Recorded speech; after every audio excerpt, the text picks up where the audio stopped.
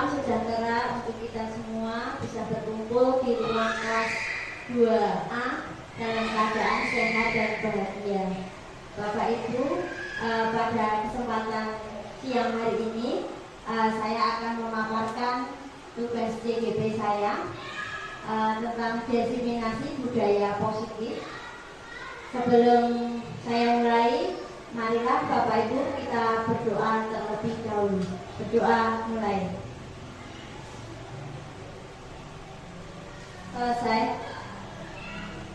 Alhamdulillah Bapak Ibu, sebelum acara saya mulai, karena pada saat hari ini adalah tanggal 14 Agustus bersamaan dengan hari Pramuka, maka kita ice breaking-nya tepuk pramuka nih Bapak Ibu, 2 kali tepuk pramuka, ya. 1, 2, 3, 2 kali tepuk pramuka.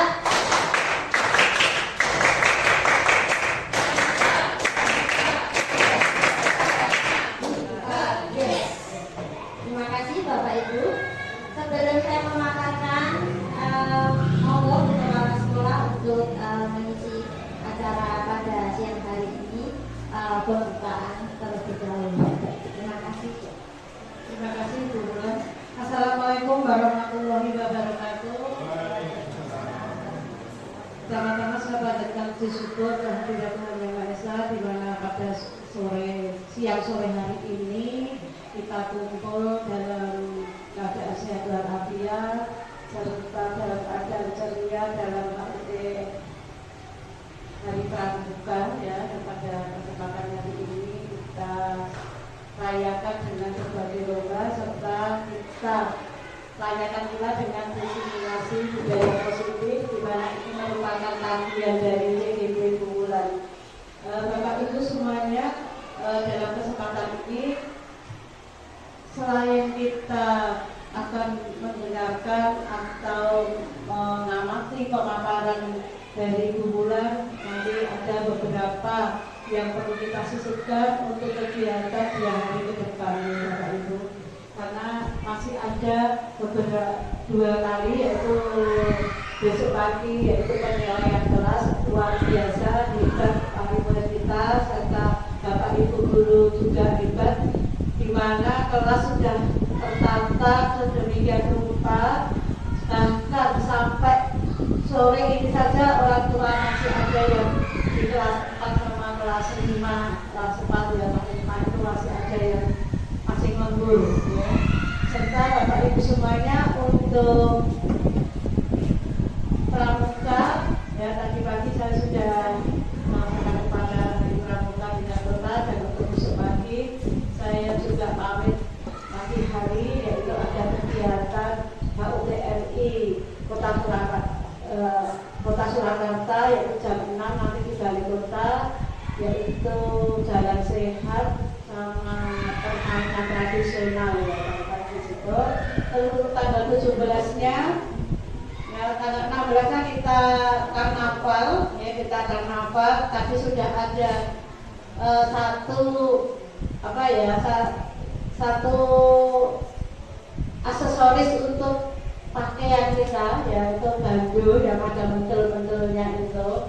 Tadi sudah diperagakan oleh Pak Apri sama Pak Apri, ya. Dan untuk pakaiannya kita bagaimana, saya juga mohon masukan supaya nanti tanggal 17 bagaimana Bapak Ibu, pakaiannya apa? Merah putih, merah putih. Kaos boleh? Kita nggak 16 karnaval itu loh. Karnaval kita pakaiannya merah semuanya. Untuk tanggal 17 hari Sabtu. Kegiatannya hari ini, mari kita buka bersama diseminasi budaya positif calon guru penggerak angkatan 11 disampaikan oleh Ibu Bulan Fitriani SPD dari SD Negeri Harjalipuran. Saya buka dengan bacaan basmalah bersama-sama. Bismillahirrahmanirrahim.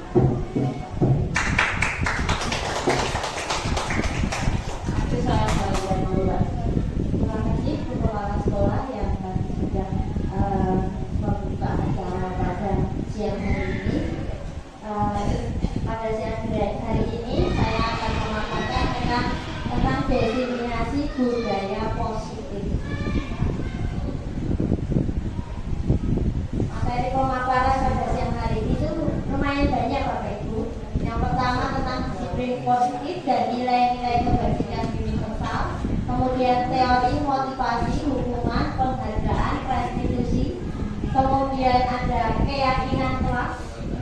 kemudian kebutuhan dasar manusia dan dunia berkualitas, kemudian restitusi 5 posisi kontrol, kemudian ada restitusi segitiga restitusi.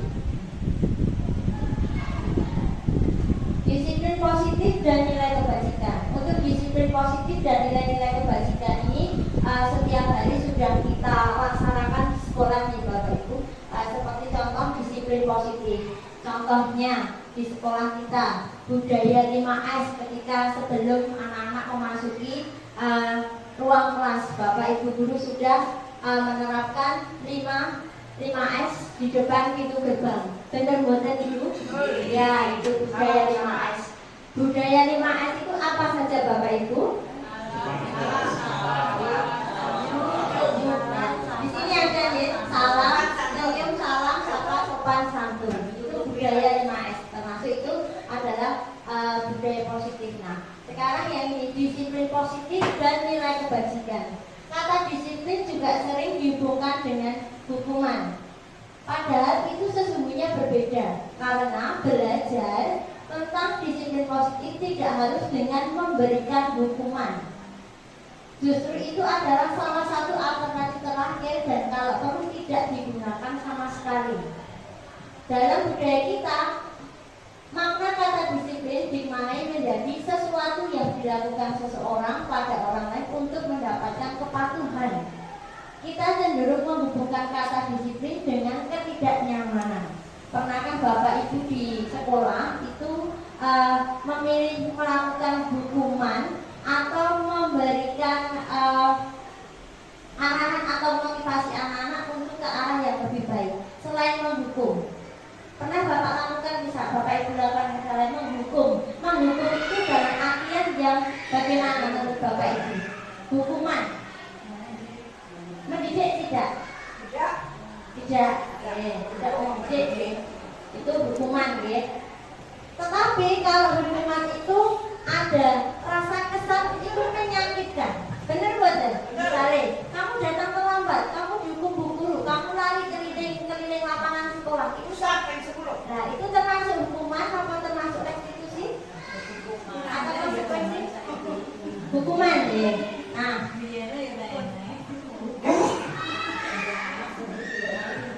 nih, makna disiplin. Bapak pendidikan kita Ki Hajar Dewantara menyatakan bahwa di mana ada kemerdekaan, disitulah harus ada disiplin yang kuat. Sesungguh pun disiplin itu bersifat self-disiplin, yaitu kita sendiri yang mewajibkan dengan sekeras-kerasnya, tetapi itu sama saja. Sebab jikalau kita tidak cakap melakukan self-disiplin, wajiblah penguasa lain mendisiplinkan kita. Dan peraturan demikian itulah harus ada di dalam suasana merdeka. Itu menurut Ki Hajar Dewantara dalam pemikiran konsepsi keteladanan. Next. Nih, seseorang yang memiliki disiplin berarti mereka bisa bertanggung jawab terhadap apa yang dilakukan karena mereka mendasarkan tindakan mereka pada nilai-nilai kebajikan universal. Dalam hal ini Ki Hajar menyatakan pertanggungjawaban atau framework dari itulah selalu menjadi sisihan hak atau kewajiban dari seseorang yang pegang kekuasaan atau pimpinan dalam umumnya. Adapun arti tidak lain ialah orang tadi harus mempertanggungjawabkan dirinya serta tertib laku diri dari segala hak dan kewajiban. Nah, ini tentang disiplin dulu ya Bapak Ibu.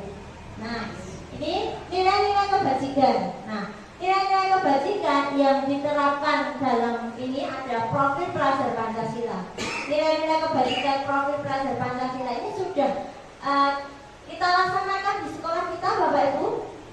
Iya, contohnya ini ada beriman dan bertakwa, mandiri, bernalar kritis, kebinekaan global, kemudian bergotong royong, kreatif. Ini sudah kita laksanakan di sekolah. Misalnya beriman dan bertakwa, nilai disiplin positifnya, nilai budaya positifnya, contohnya melakukan kegiatan keagamaan, sholat duha untuk kelas rendah itu hari Rabu pertama ya. Kemudian kelas tinggi itu juga Rabu kedua itu sholat duha.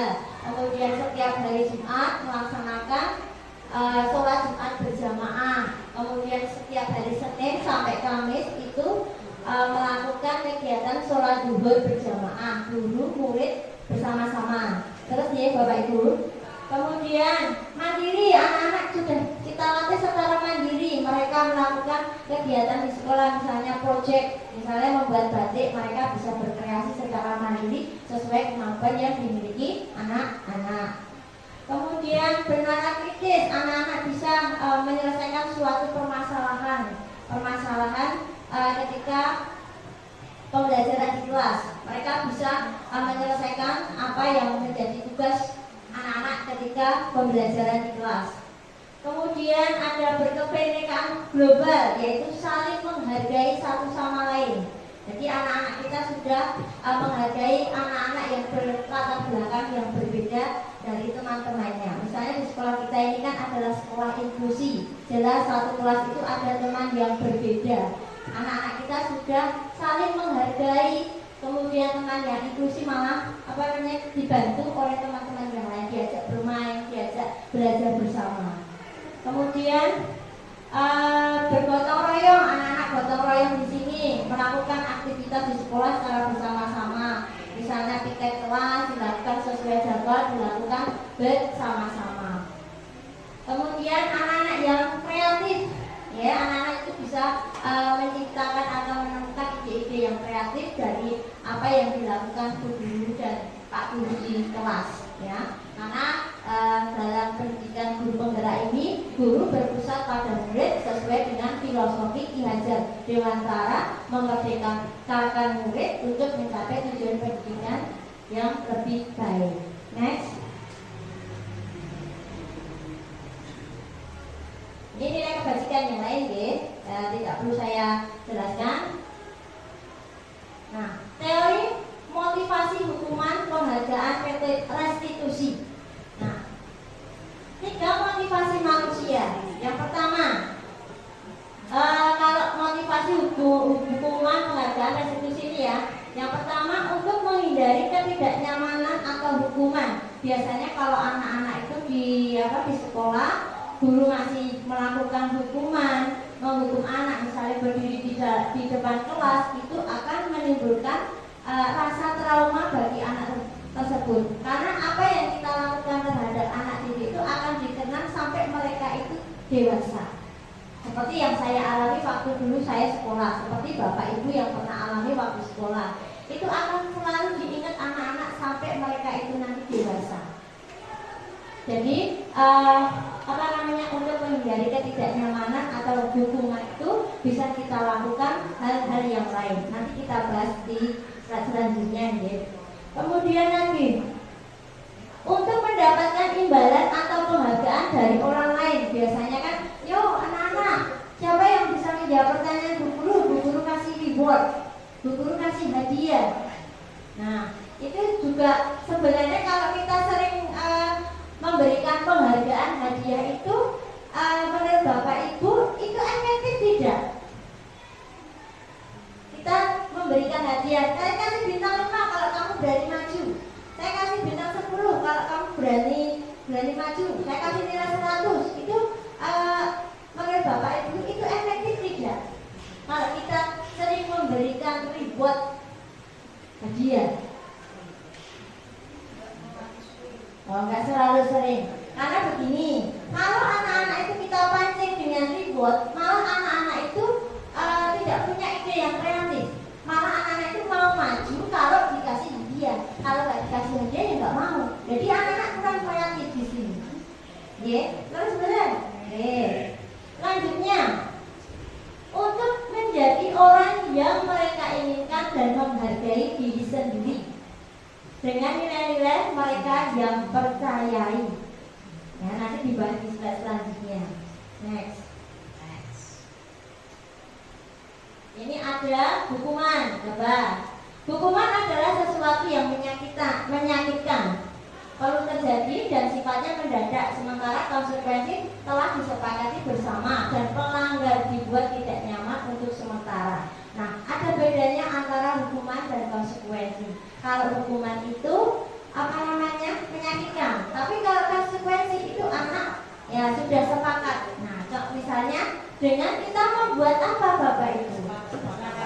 Iya, membuat kesepakatan kelas. Sudah Bapak Ibu terangkan di kelas? Sudah Bapak Ibu tempel di dinding kelas? Sudahkah ada kesepakatan antara guru dan murid? Sudah. Nah, bagaimana sanksinya jika anak-anak itu melanggar kesepakatan? Nah, ini contoh keyakinan ya. Keyakinan kelas yang dibuat di kelas 1. Keyakinan adik kelas adalah seperangkat nilai dan prinsip yang disepakati bersama oleh guru dan siswa untuk memandu perilaku dan interaksi di dalam kelas. Ini contoh kesepakatan yang sudah dibuat di kelas 1 dan sudah berjalan. Kesepakatan itu tidak akan berjalan dengan baik kalau tidak kita kita laksanakan, tidak kita lakukan di dalam kelas. Nah, misalnya contoh yang sederhana, ketika jam istirahat, anak buang sampah sembarangan.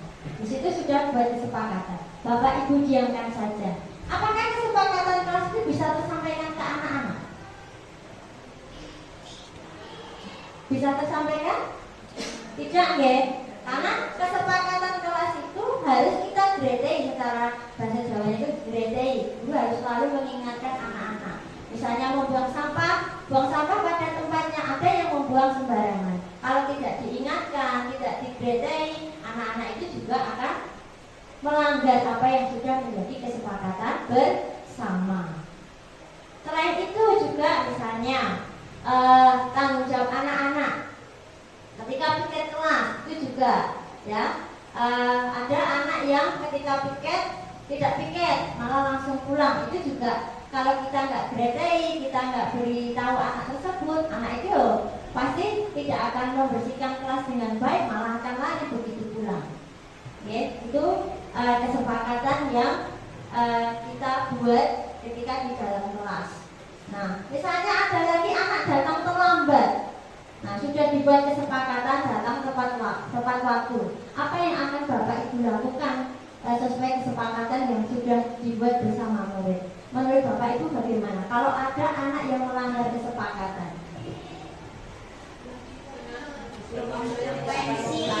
Ya, diberikan konsekuensi apa yang sudah dilakukan. Next, Bu Putri. Nah, ini ada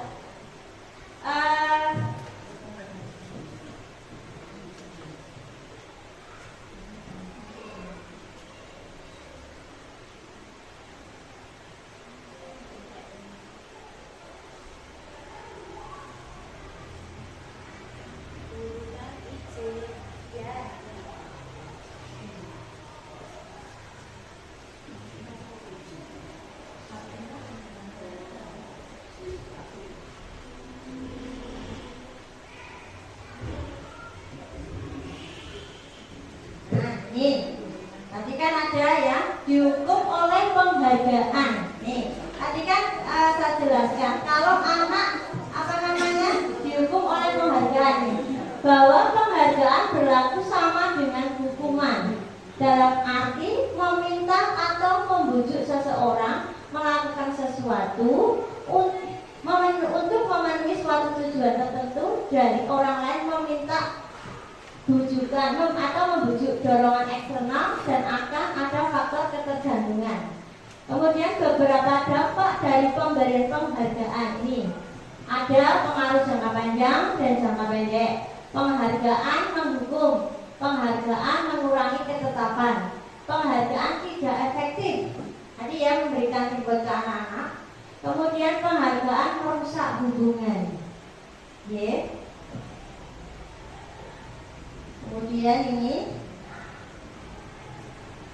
dihukum oleh penghargaan menurunkan kualitas, penghargaan mematikan kreativitas, kemudian penghargaan mengurangi motivasi intrinsik. Intrinsik itu motivasi dari dalam. Nah,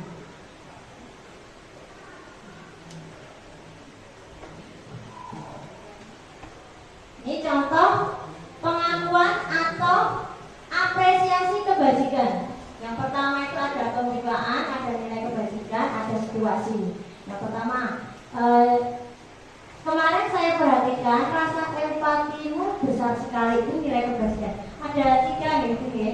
Pada saat menolong murid baru di kelas kita, kemudian saya menghargai kepedulianmu, kemudian pada saat kamu membantu temanmu ditugaskan kelompok. Terima kasih. Ya. Bisa Bapak Ibu pahami ya. Nah, ini kita bedakan ya Pak, hukuman atau konsekuensi. Ini ada pertanyaan ya. Mencatat 100 kali di dalam buku kalimat, saya tidak akan terlambat lagi karena terlambat ke sekolah. Ini menurut Bapak Ibu konsekuensi atau hukuman? Mencatat 100 kali. Coba Bapak Ibu hitung ya, tulis di kertas dulu. Nanti coba itu termasuk hukuman atau konsekuensi. Itu ada berapa pertanyaan ini? 1, 2, 3, 4, 5, 6, 7. Coba.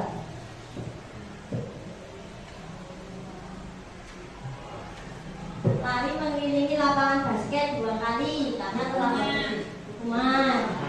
Oke, murid diminta untuk push up 15 kali. Mengganti kertas tugas teman.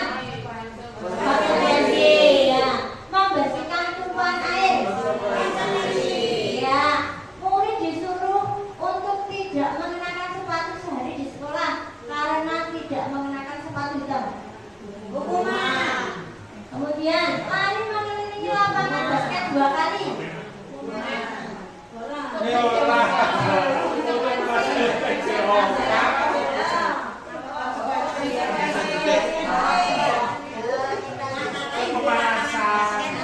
Ini jawabannya ya. Yang pertama mencatat 100 kali hukuman. Kemudian yang kedua lari mengelilingi lapangan hukuman. Kemudian murid diminta untuk push up hukuman. Kemudian mengganti kertas konsekuensi. Kemudian membersihkan tumpahan air di meja. Kenapa? Konsekuensi. Kemudian murid disuruh untuk tidak mengenakan sepatu sehari. Hukuman. Kemudian lari mengelilingi lapangan 2. Lari mengelilingi lapangan basket 2 kali karena terlambat 10 menit untuk pelajaran PJOK. Oke, konsekuensi. Namun tahap Bapak Ibu bisa membedakan antara hukuman dan konsekuensi. Nah, kalau hukuman tadi bagaimana? Menyakitkan. Kalau konsekuensi bagaimana? Memberi pelajaran. Ya, mendidik. Ya, mendidik untuk bertanggung jawab. Jelas ya, Bapak Ibu? Adakah yang mau ditanyakan? Oke. Nah, ini ada loh. Perbedaan hukuman dan konsekuensi. Hukuman. Coba dibacakan berarti. Perbedaan hukuman dan konsekuensi. Yang pertama, maaf Bu, tak kelihatan. Hukuman itu sesuatu yang menyakitkan dan harus terjadi. Kemudian kalau konsekuensi sesuatu yang harus terjadi. Kemudian yang kedua, hukuman itu membuat anak sakit fisik maupun hati untuk jangka waktu lama. Sedangkan kalau konsekuensi membuat anak merasa tidak nyaman dalam jangka waktu yang pendek. Kemudian yang ketiga, hukuman itu akibatnya anak membenci kedisiplinan. Sedangkan kalau konsekuensi anak menghargai disiplin. Kemudian hukuman itu bersifat paksaan, sedangkan konsekuensi itu sifatnya sebagai stimulus atau tanggapan. Kemudian untuk berikutnya, kalau hukuman itu bisa mendorong anak menyakiti diri sendiri, kalau konsekuensinya akibatnya mendorong anak agar mudah menyelesaikan diri.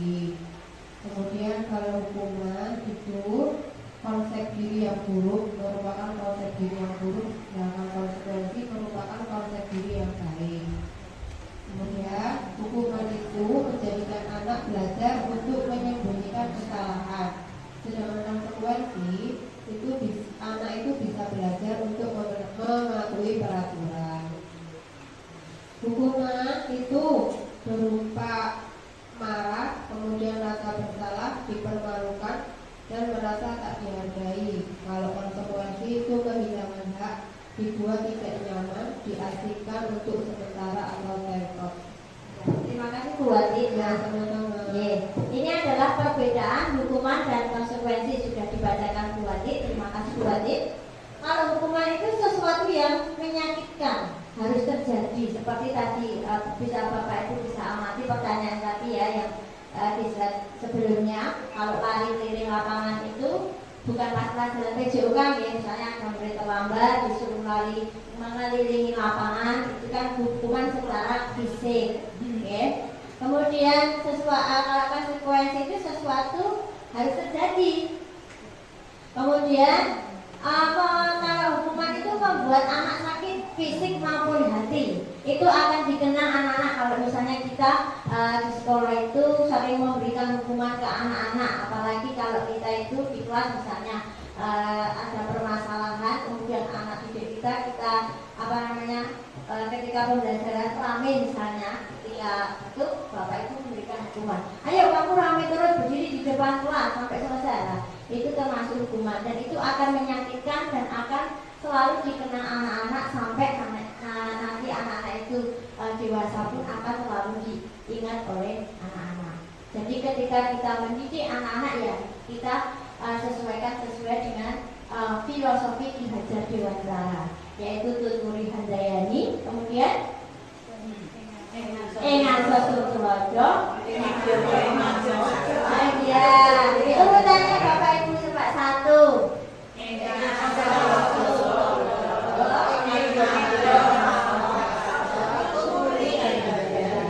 Bapak Ibu sudah hebat semua. Tepuk tangan dulu buat Bapak Ibu guru hebat SDLT semua. Kemudian selanjutnya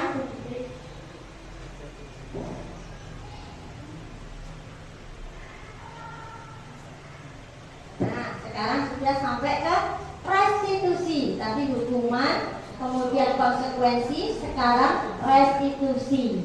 Coba dibacakan biar nggak ngantuk. Pak Oki, yo dibacakan restitusi itu apa?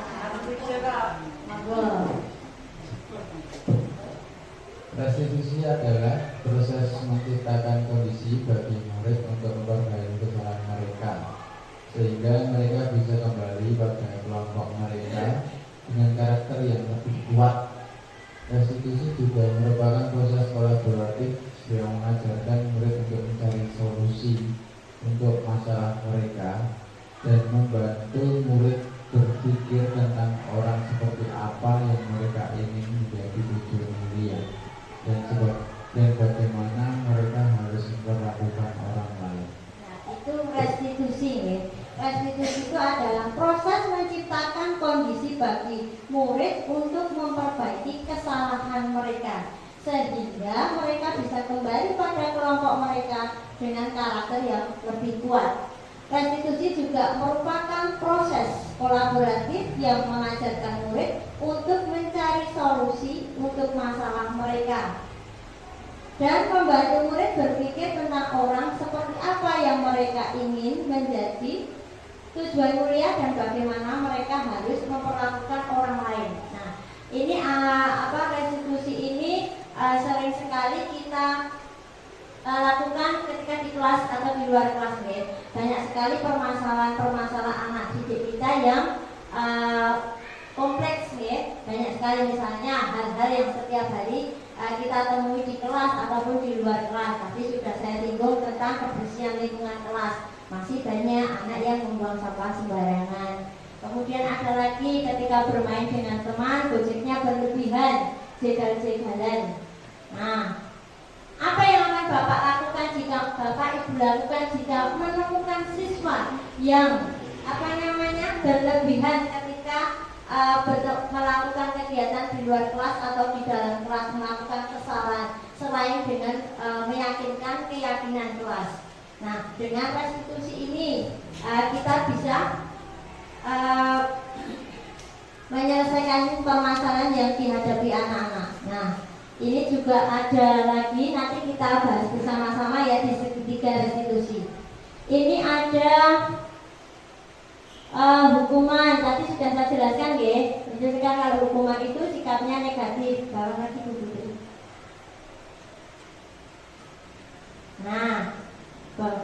Nah, ini kalau hukuman itu negatif, ya. Kemudian kalau konsekuensi itu netral, kalau restitusi itu positif.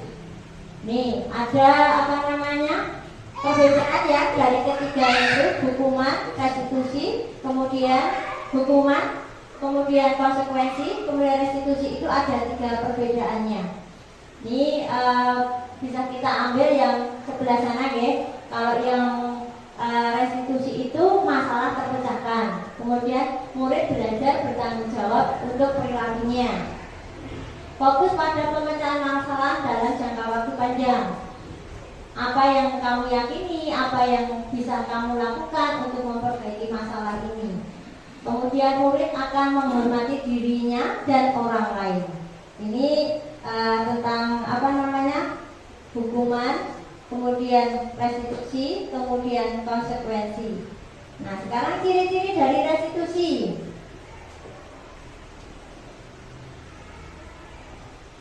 Nih, ciri-ciri dari restitusi, coba saya minta tolong ya dibacakan Bu Rijia.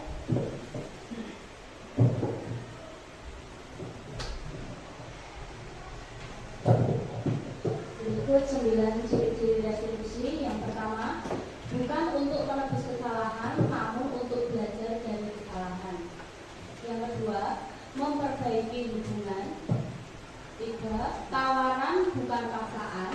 Yang keempat, restitusi menuntun untuk melihat ke dalam diri. Yang kelima, restitusi mencari kebutuhan dasar yang mendasari tindakan. Yang keenam, restitusi diri adalah cara yang paling baik. Kemudian yang ketujuh, restitusi fokus pada karakter bukan tindakan. Yang kedelapan, restitusi fokus pada solusi. Dan yang terakhir, restitusi mengembalikan murid yang berbuat salah pada kelompoknya. Ya, terima kasih Bu Lydia. Nah, ini adalah ciri-ciri restitusi. Ada 9. Yang pertama ya, bukan untuk menebus kesalahan, namun untuk belajar dari kesalahan. Kemudian yang kedua, memperbaiki hubungan. Yang ketiga, tawaran bukan paksaan. Yang keempat, restitusi menuntut untuk melihat ke dalam diri. Kemudian yang kelima, restitusi mencari kebutuhan dasar yang mendasari tindakan. Kemudian ada lagi yang keenam, restitusi diri adalah cara yang paling baik. Kemudian yang ketujuh, restitusi fokus pada karakter bukan tindakan. Kemudian 8, restitusi fokus pada solusi. 9, restitusi mengembalikan murid yang berbuat salah pada kelompoknya. Contoh yang sederhana, di kelas saya menemukan salah satu anak didik saya itu melakukan kegiatan yang tidak sesuai dengan kesepakatan yang dibuat di kelas. Kesepakatannya itu menjaga kebersihan lingkungan kelas. Nah, untuk mengatasi permasalahan itu kan anak tersebut, anak yang saya lihat itu membuang sampah sembarangan. Nah, yang saya lakukan adalah saya diskusi dengan anak tersebut, diskusikan dengan baik-baik, cari akar permasalahannya. Mengapa kamu membuang sampah sembarangan? Padahal di dekat kamu sudah ada tempat sampah. Kenapa kamu buang sembarangan? Kita tanya baik-baik. Oke, kita tanya baik-baik. Dengan cara apa? 3 segitiga restitusi.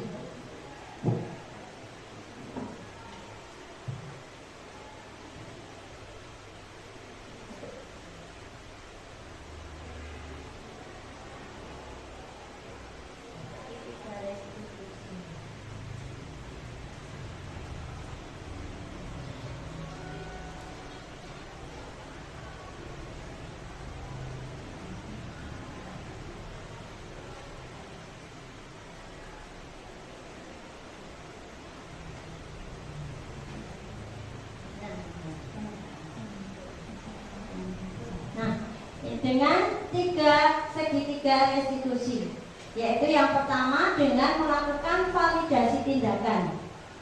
Setelah itu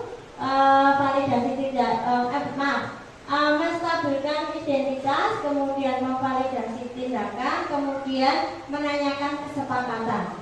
Ditanya anak tersebut, tadi alasannya apa, kenapa kamu membuang sampah sembarangan, dan anaknya pun juga kita ajak diskusi begini, anak-anak juga akan lebih senang dan merasa nyaman. Jadi tidak merasa itu hukuman, tapi anak itu akan tahu yang namanya tanggung jawab. Dengan kita tanya dengan menggunakan segitiga restitusi, ya.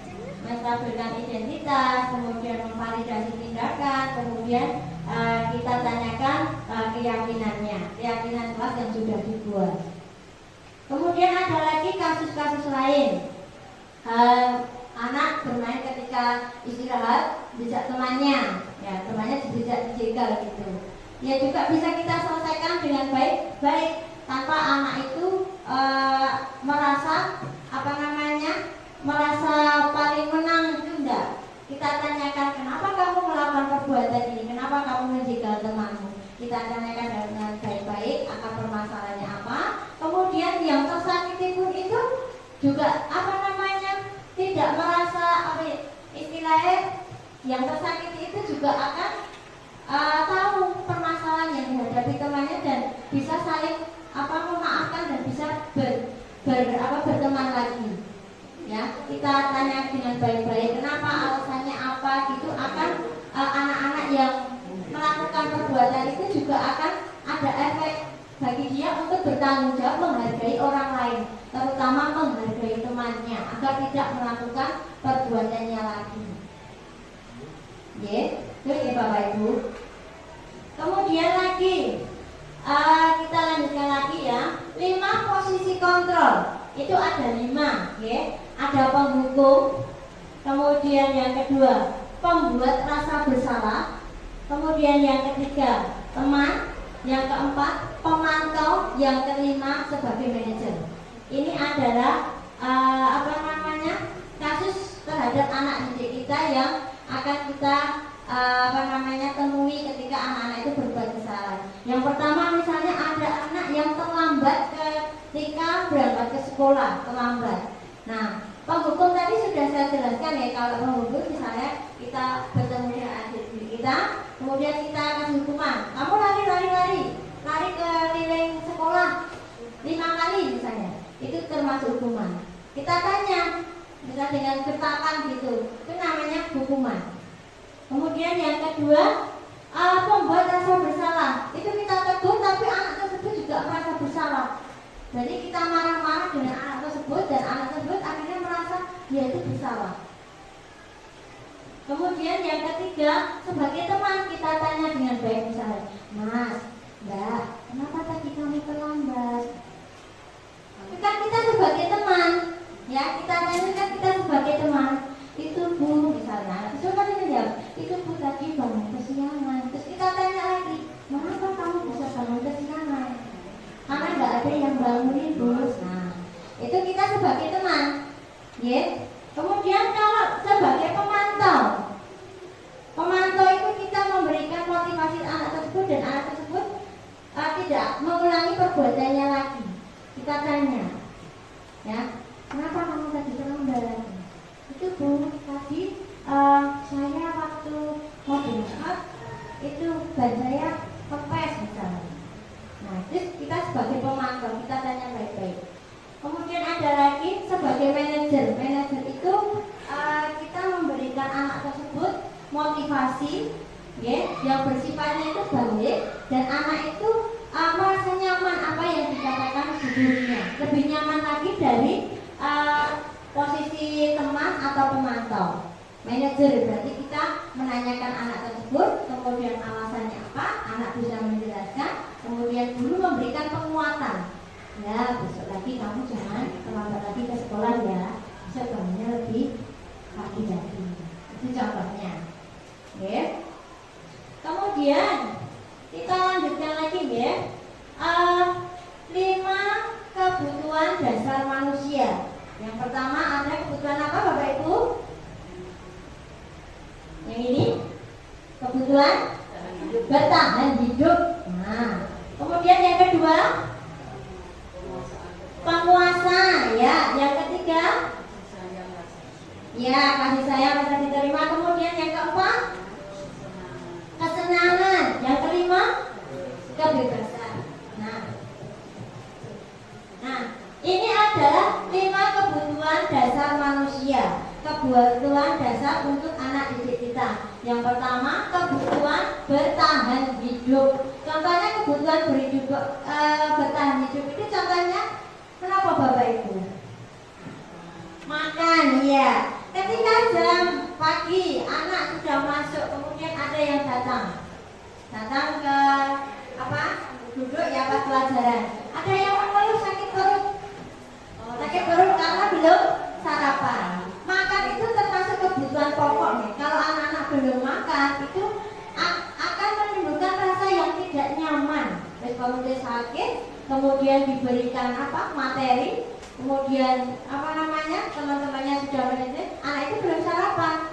Maka tindakan yang harus kita lakukan bagaimana Bu untuk mengatasi anak-anak yang belum sarapan?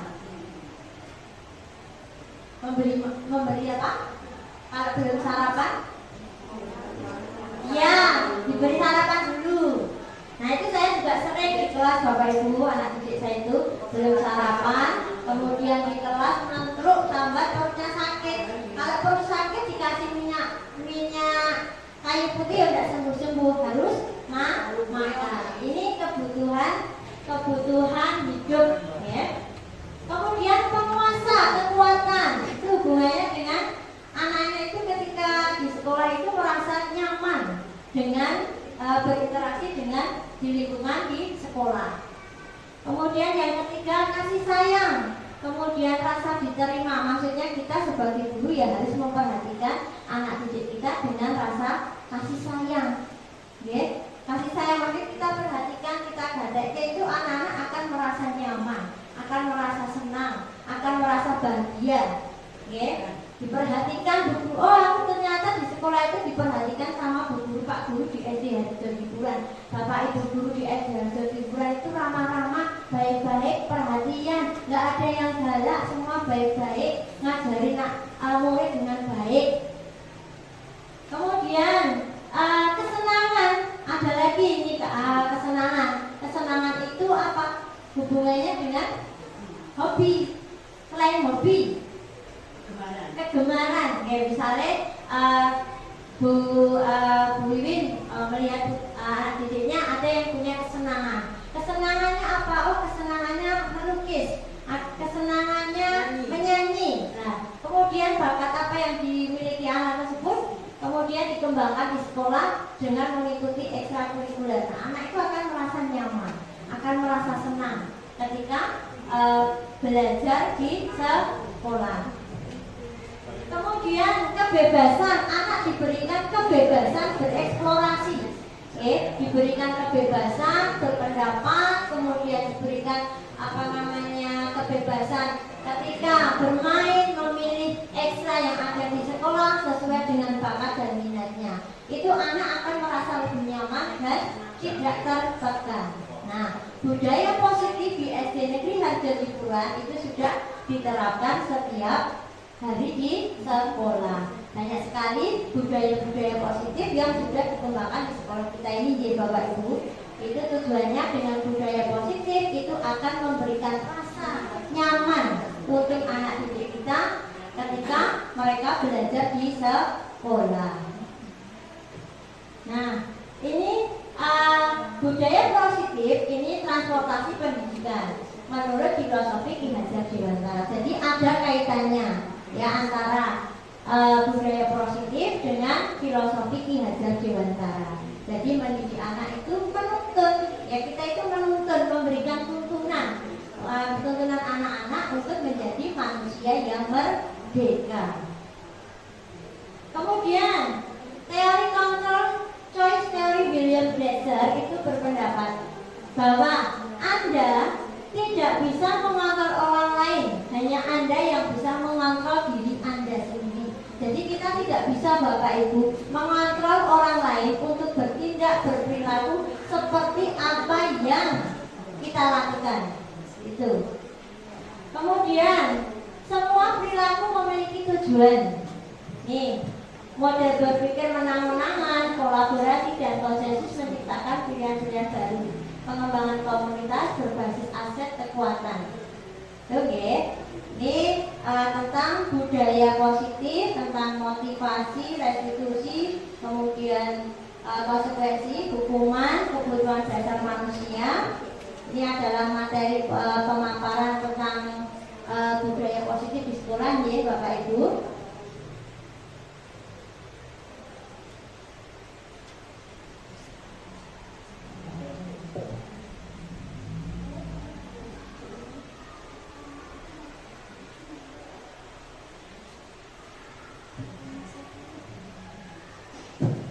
Nah ini budaya positif.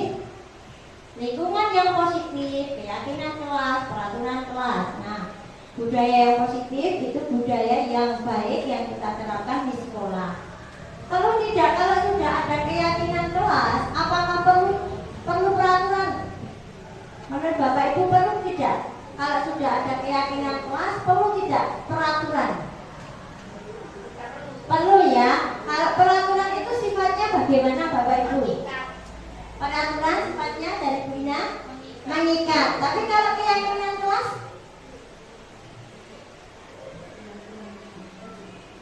keyakinan kelas sifatnya bagaimana? Bisa berubah-ubah. Kalau peraturan itu mengikat apa yang sudah jadi peraturan di sekolah. Kemudian kalau keyakinan kelas itu antara guru dan murid dan bisa berubah-ubah. Tujuannya sama, menciptakan budaya positif di lingkungan sekolah. Nah, budaya positif ini kita terapkan di anak-anak kita, kemudian untuk menciptakan rasa nyaman, anak bisa bahagia sesuai dengan 5 kebutuhan dasarnya. Anak akan merasa nyaman ketika belajar di sekolah.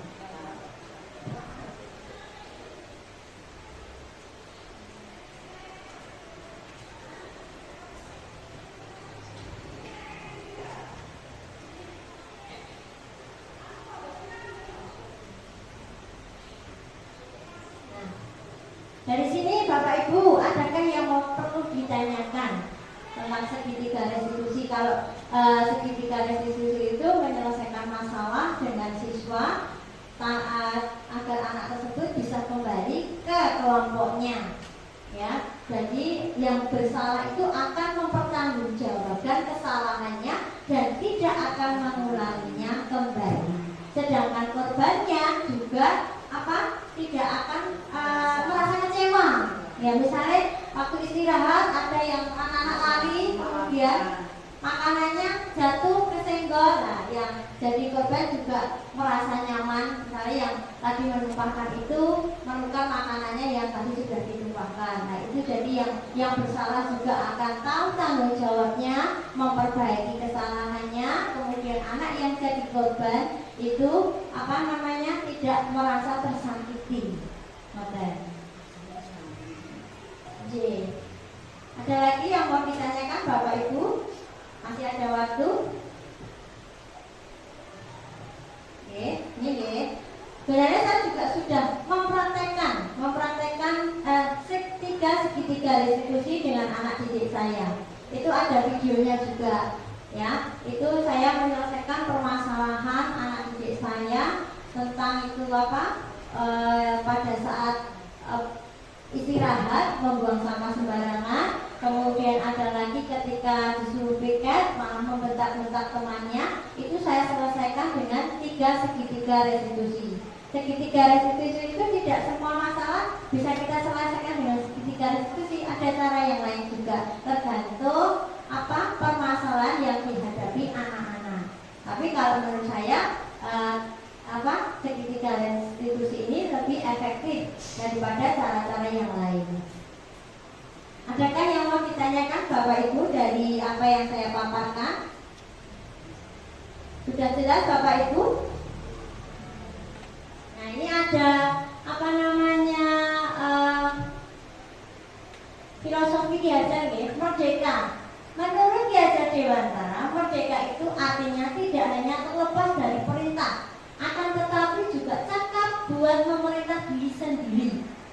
Ya, seperti disiplin positif, kemudian 3 restitusi yang sudah kita lakukan di sekolah, itu akan memperbaiki anak-anak untuk lebih baik lagi, untuk memperbaiki kesalahannya agar anak tersebut tidak melakukan lagi dan punya tanggung jawab untuk menghargai orang lain.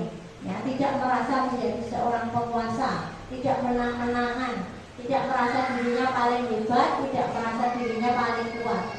Nah, dari pemaparan materi pada siang hari ini, Bapak Ibu, sudahkah terpikirkan di benak Bapak Ibu untuk melakukannya ketika di sekolah? Sudah paham apa itu yang harus kita lakukan sebagai seorang pendidik sesuai dengan apa yang saya paparkan pada hari ini? Sudah Bapak Ibu? Adakah yang mau ditanyakan? Monggo, bisa kita sharing bersama. Karena saya bukan manusia yang sempurna, punya salah, kemudian tidak sempurna. Kesempurnaan hanya milik Tuhan. Monggo Bapak Ibu, adakah yang mau ditanyakan tentang materi pada siang hari ini? Monggo.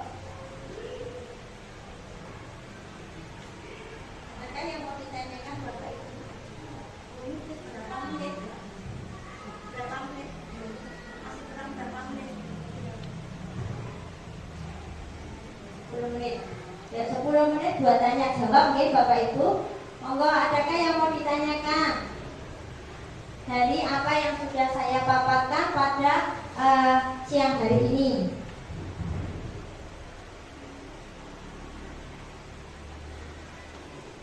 Dan saya slide-nya saya tadi.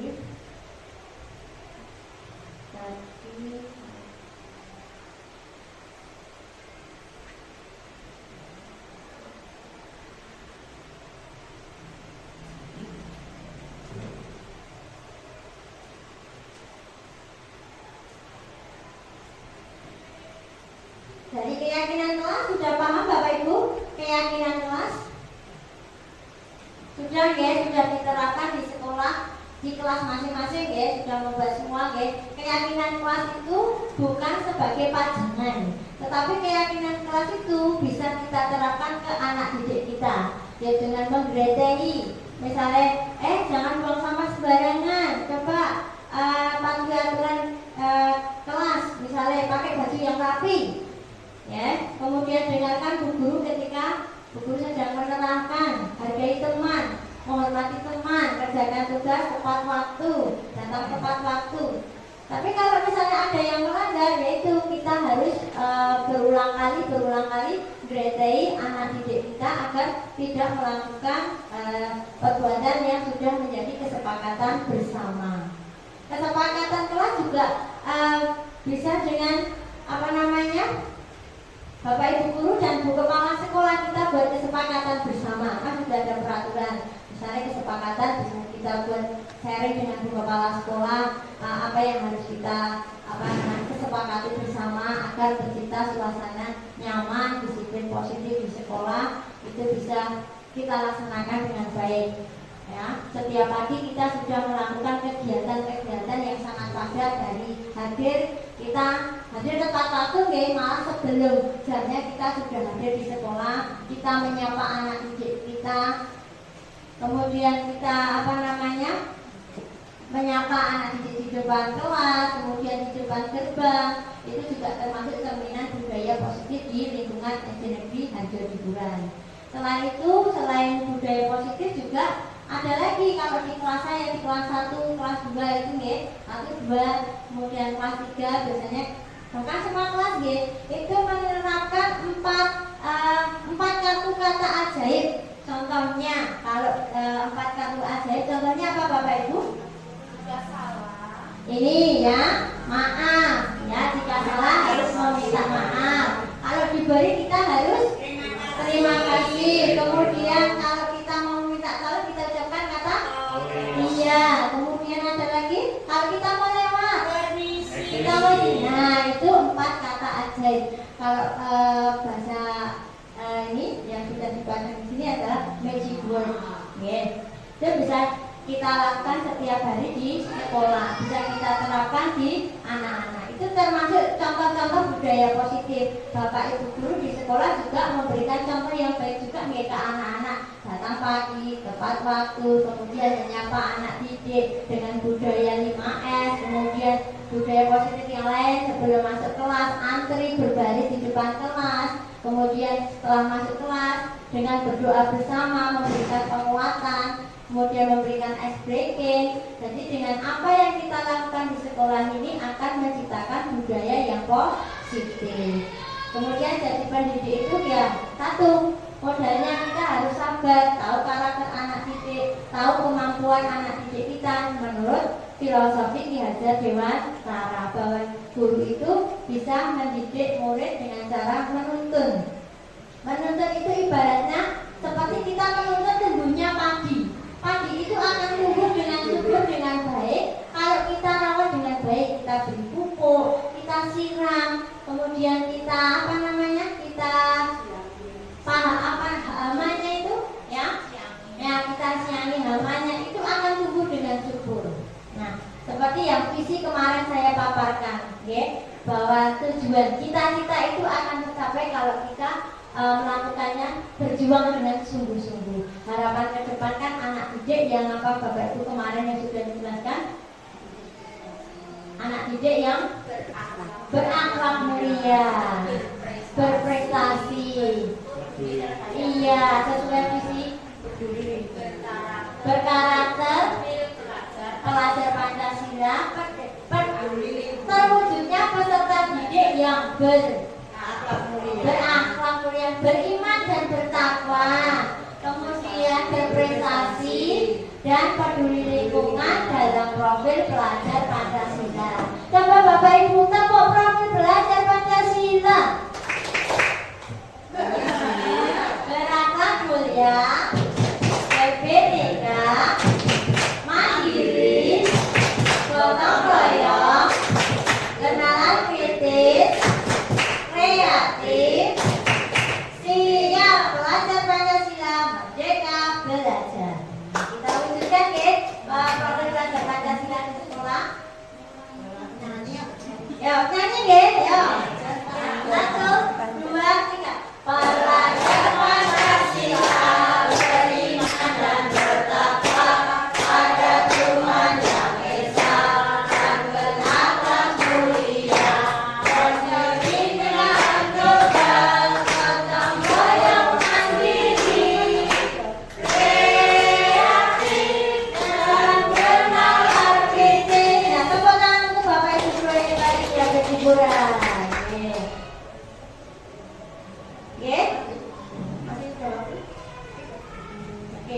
Coba sebelum acara kita tutup ya Bapak Ibu, adakah yang perlu disampaikan? Adakah pertanyaan? Adakah pertanyaan yang perlu ditanyakan Bapak Ibu? Tidak? Betul? Kalau tidak, coba Bapak Ibu tambah semangat.